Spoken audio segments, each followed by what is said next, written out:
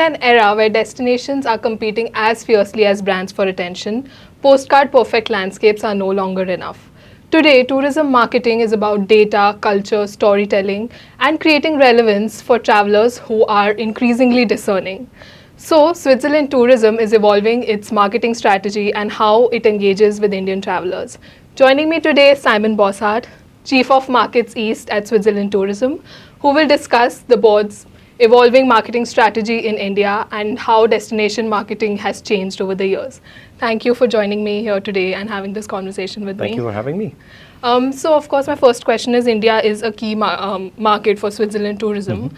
So, in your opinion, over the years, how have you seen the preferences of Indian travelers evolve and how has your growth strategy kept pace with it? I think if you look back in the time, that goes for India, but probably for many markets in overseas countries, we have been developing from a very generic positioning of Switzerland, focusing on the highlights, focusing really much on the basics for traveler, which probably spent a minority of their holiday time in Switzerland, and which just wanted to see the best and the highlights. So much more into, let's say, deeper traveling into Switzerland. So it's much more immersive. It's much more about the experience, about encountering locals, finding hidden gems, new places which have not been so well known. And then, of course, as well, staying longer, coming in different season, more like much more affluent, not affluent, but much more aware travelers. Actually, much more focused travelers. And that's what we see in India. So while we have probably 20 years ago, 15, 20 years ago in the Indian markets, again, we were very much on this some sort of best of Switzerland kind of marketing, while today we talk very specifically to skiers, to people who are more affine for food and culture, luxury travel, and so on and so forth. Right. So, like, since you said you're moving beyond that positioning that Switzerland had for a very long time. So, Absolutely. so, like, what kind of experiences do you think it offers beyond that? I think first and foremost, I mean, what did not change, and which specifically in India probably started already very early as well, with thanks to Bollywood, is the alpine nature experience of Switzerland. I mean, that has always been at the heart of what people were looking for. Whether you talk to an Indian guest or an American guest or a German guest or even a Swiss guest, actually in Switzerland, probably nature, the authentic nature experience, and what nature makes with you. That's some sort of really at the heart of what we're doing. But before, I guess, and specifically in a market like India, it was more the kind of been there, done kind of travel. So I want to see it, I want to take my picture in front of a specific mountain or a glacier or whatsoever. This kind of experience, while nowadays traveling is much more about really some sort of being there, of experience, having a certain time, perhaps even going beyond just pure sightseeing, also having a bit of a hike or enjoying some sort of a local delicacy in a very specific place where you can also enjoy the environment. So it's much more going into this direction. You just spoke about Bollywood. I actually had a question about that. Bollywood has for long been an ambassador for Switzerland here in India. So what role does it play, like, currently? Is it still delivering that sort of like measurable value? I would strongly assume so. Of course, I mean, measurable, it's always difficult. I mean, you cannot measure that. What I can judge from my own words,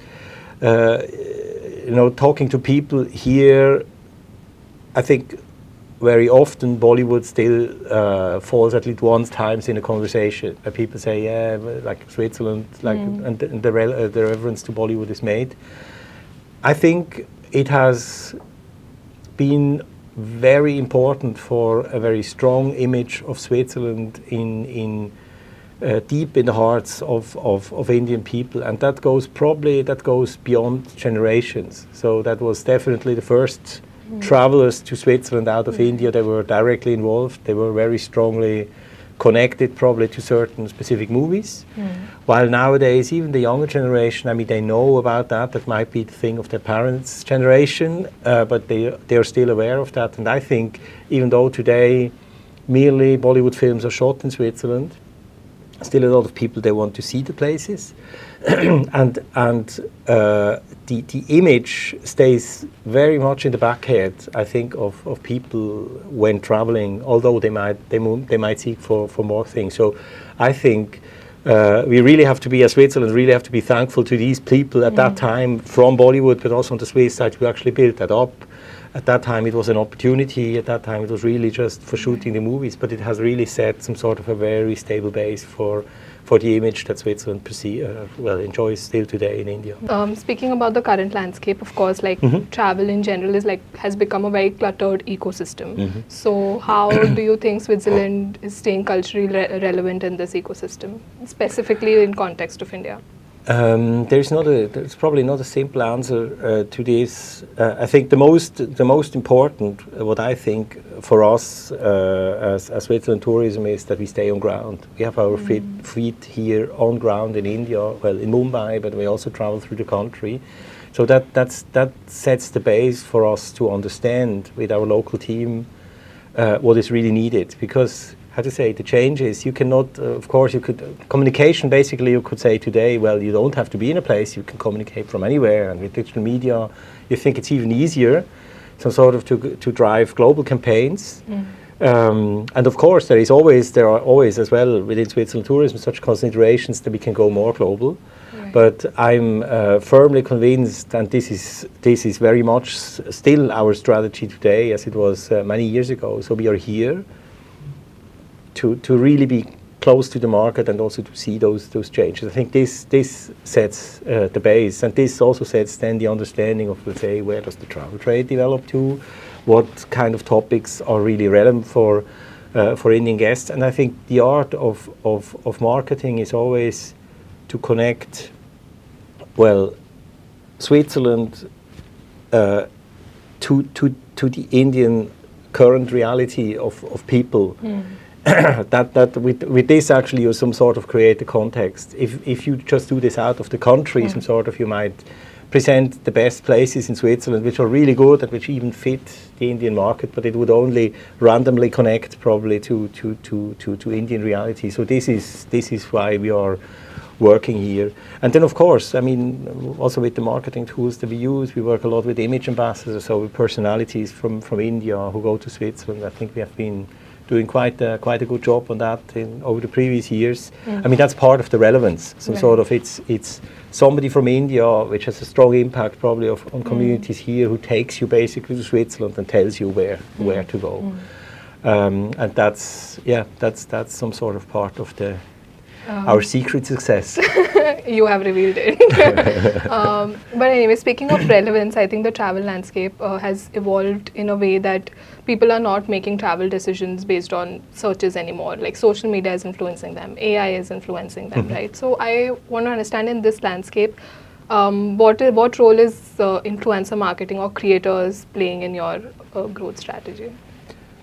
How to say? Well, at least, I mean, so social media, let's say AI. These are, I would say, these are technical realities that we have to work with. That's more or less how you get found, how you get relevant. Still, at the end of the day, there is the story that you tell about the destination, and there are plenty of stories to be told about Switzerland, and the influencer, or the celebrity, whatever you put it, is the person who transports this, or who transports the story over. Whether this is then later on technology-wise brought to your hands via AI. I mean, that's a technical question. It's another question how this works, or via social media channels. I think as long as the story stays relevant for the guest, it is also found. In general, like beyond like just not being specific to Switzerland, but in general, destination marketing is becoming very like AI centric. There are AI recommendations, AI chat-based models that people are looking at. So how do you think that will sort of translate in the next few years? How is it going to evolve? How do you see that?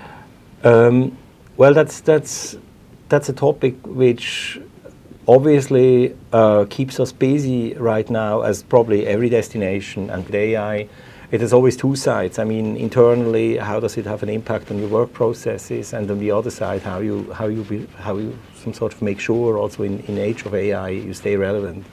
We have been Switzerland Tourism. We have been very successful in terms of digital communication with our website. It was one of the and it still is currently one of the most visited destination websites globally, not only national tourism boards, but also regional tourism board or really destination tourism boards or destinations.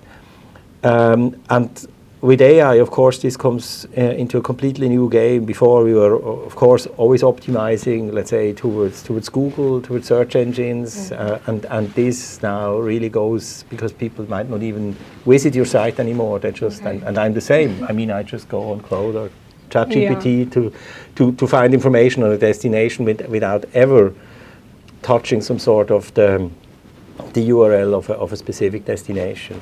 So what we are currently working on is a project we call Switzerland 3.0. That's a new release, let's say, on the one side, a new release of our website, of course, which follows, let's say, the latest technology leads. So we will really reshape the entire journey that you take once you enter our website. It will be more localized. That means the website understands where you come from, and it delivers you some sort of the interests that we can anticipate for you because you are based in India, and based on your persona, we will ask certain questions that we will know. So that's the website. But on the other side, and I think this is even more important, the whole content is crafted in an AI readable way, so that it is found by AI as well. The biggest challenge is today. I mean, if you go and you search on AI for, let's say, an ideal itinerary into Switzerland, you will get a lot of contents. The biggest challenge for us as a destination now is that, first of all, that what you read is correct. That you do not get false information about the destination, and of course that what you find is some sort of the Switzerland that we would like you to experience, so that it is our storytelling, that we can some sort of have an impact on storytelling on AI. And that's currently, I mean, I'm not one of the technicians working into this project, but that's now the main focus, let's say, in the Switzerland 3.0 project. I mean, in the past, you would have said this is a new website. Now it's not a new website. It's basically a completely new content system which is built up where a website is just one of the interfaces to the customer at the end of the day, but much more is behind. I mean, AI today is like a new persona for us. So you spoke about discoverability and how... Exactly, and as well just digestibility or readability of your contents, that they're just structured in a very specific way. So of course that matters in today's landscape, but for like a field like travel, storytelling will always... storytelling and what the destination stands for will always be... Absolutely. And here, honestly speaking, that's... You could say that's the easiest job of the task, because we have a very strong commitment. Well, first of all, we stand for nature, for a nature experience of alpine nature, and we stand for authenticity. So let's say the story we're telling about Switzerland is the true story. It's not just some sort of it's not like a brand where you basically create all the brand story around. It's the brand story is given by Switzerland, what it is and what it stands for. That's not every destination is the same, but we in Switzerland, we say, well, that's the reason why people come for, because they want to have the authentic experience. They don't want to have a dream wonderland which has been artificially created for the guest. It's not Disneyland. It's the real Switzerland. And of course, travelers really value what a destination like truly stands for meaningfully. And I read that Switzerland Tourism is also doing something around sustainability. So if you could like just share something about that. With pleasure, yes. Well, sustainability, how should I say? Well, sustainability, I think nowadays, well, in any industry, probably you have to some sort of ask yourself, is what you do sustainable in every dimension, social, economical, ecological, for the future. So can we maintain some sort of an industry on that level? And as well in tourism, I think in the last 5 to 10 years, probably this topic of sustainable travel has become more and more, dominant or important, or some sort of a part of your considerations. The problem is always when you start to think about that from as a marketing organization, and all of, let's say, the national tourism boards, probably predominantly they are marketing organizations. So you take it as a communication chance, and I think this is fundamentally the wrong approach. I mean, you can of course communicate about it, but that's not the real thing. That's not what it is actually about. Sustainability is not a nice story. It's not about, I always say, it's not about, a beautiful lady meditating on a mountain lake, and you say this is sustainable. I mean, how did she get there? Right. You know, to this place. In which hotel does she stay? How does this hotel, for example, process waste management or electricity? That's the real thing, and this is not a sexy story after all. I mean, this is just proper management of the product. And so the first part, and we had to get there. I mean, we started, of course, all from the nice ladies meditating in the mountains, getting to, okay, if you really want to talk on sustainability, we basically have to rebuild the destination and make the product as such more sustainable, which basically leads you to the point at the end of the day, whether you are aware or not, you will travel more sustainable. That would be the best thing. If you don't have to talk about it anymore, it is simply more sustainable. It's not because you will never choose the product, at least not now, because this one is more sustainable than this one. Let's put apart whether this is measurable, which one is better in tourism. It's quite complex. So this is not your choice. Very likely it's not your choice, but it should be, and then we don't even have to market it so strongly. So our focus goes on this, which means we have to talk to all the industry partners first, that they start to produce more sustainably, and only if they do, then perhaps at the end we can also try some sort of to market what we have. Now we have as a Switzerland, I think in terms of sustainability, well, image-wise, first of all,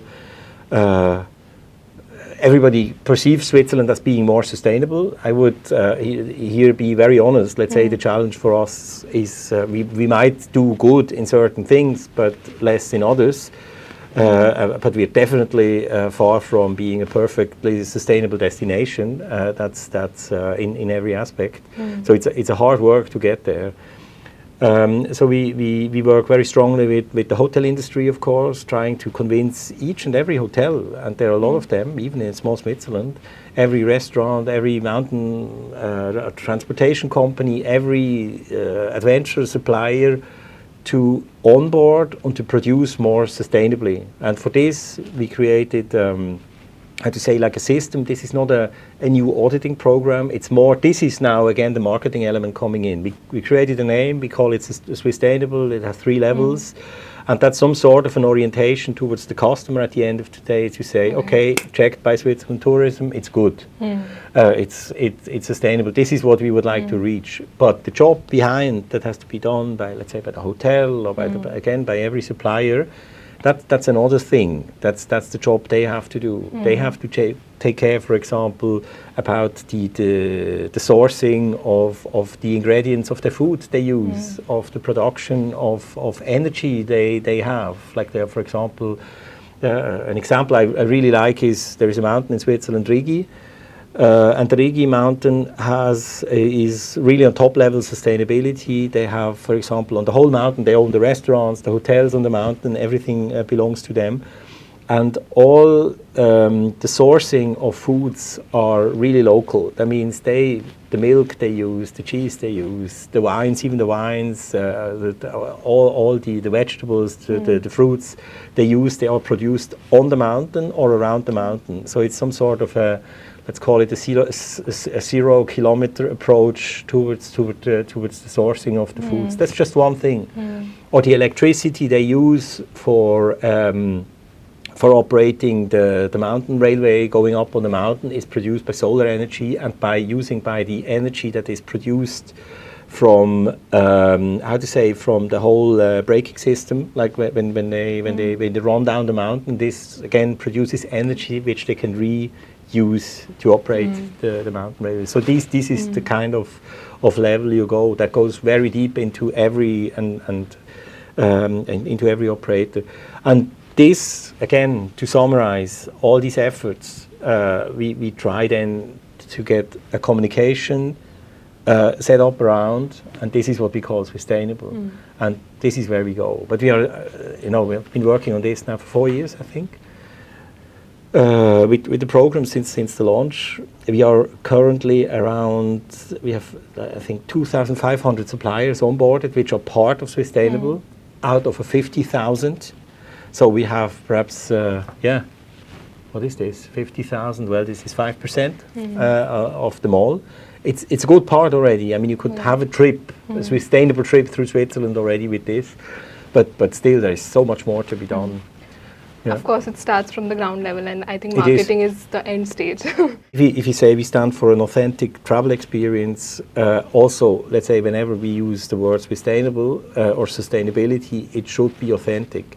And let's be also very, very clear on that. I mean, in Europe, in a legal context in Europe, the European Union, Switzerland not being part of, but also in terms of regulations, we are forced basically to follow Europe, which is good. Using words like sustainability, sustainable, green, and so on, this is very strictly monitored, and any kind of greenwashing will be heavily penalized. So we also here, I mean, also following the regulations, we really have to be very, very careful in every step that we do, and it really has to work. So of course, baby steps, and then we'll definitely reach more levels. True. Speaking of marketing in India, I wanted to understand what channels currently prove to be most effective for you, or like deliver the highest ROI here.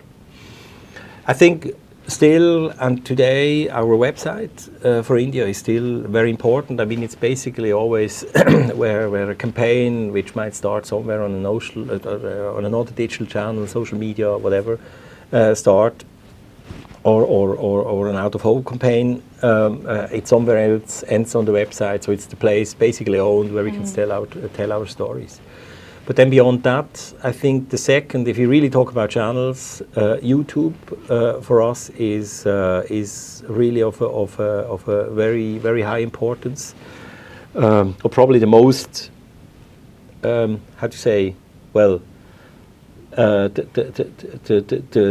most important channel, well, not fully owned, let's call it like this.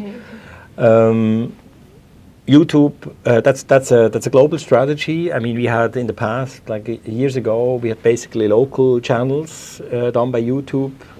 Now we really created a global channel, which we try now to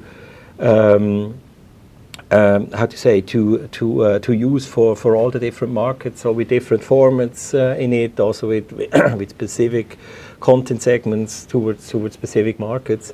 And India plays in the global strategy here a very important role, because India is, I think, for YouTube, I think in sheer numbers is just simply the biggest market. And we have been producing quite a couple of formats on that out of India. We had recently, or last year, I think, Ticket to Switzerland. So like a series on a challenge to win a ticket to Switzerland. That's the format we're gonna continue.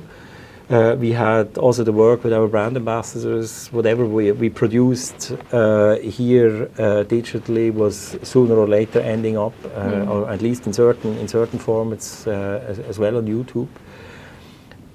So I think that's the most important, let's say, broad B2C communication channels that we own currently. Okay, so bringing together everything that we've discussed, my last question to you would be, looking ahead, what would growth in India look like for Switzerland tourism in the next 4 years, 5 years? Well, there's one field that we are currently strongly venturing into it, and which a bit, how to say, probably stands apart or creates like a new channel, and that's luxury travel. And I believe that luxury travel, or let's say upper premium to high-end travelers coming to Switzerland, especially in the overseas market and specifically also in Asia and India, that will be of a growing focus for us. That's different. I mean, India is such a huge market, which where we only see some sort of the top tip of the iceberg now really coming out, and Switzerland being such a small country, I think focus on the niche will become fundamentally important for us, because I mean, just anticipating what would happen if more and more people can travel to Switzerland, also out of India, we simply do not have the capacity. It doesn't work. It will be full, and especially because India is not the only market. There is also China, there is Southeast Asia, there is Latin America emerging. There is, well, of course, all the other sort of traditional markets. And we're not yet speaking from Africa, so which is also coming. So I think we as a destination,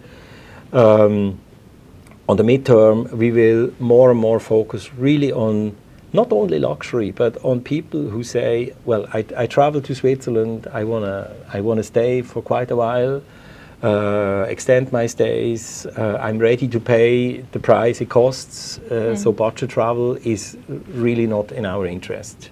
And it will strongly go on this. We are just, and that's actually the purpose why I'm here this time, we had a roadshow through Asia. We were in Bangkok before, we were in Beijing last week, and in Delhi, where we really tried to venture into luxury travel. Luxury travel, we are just making our first steps. First of all, we go very much B2B, so communication channel is face-to-face people, it's travel trade, it's also affluent travelers themselves in a very selective framework. And I think this is something we're going to explore much more in the future in India. Thank you so much. It was a very insightful conversation. And before I end this interview, is there anything that you would want to say to Indian travelers? Well, welcome to Switzerland.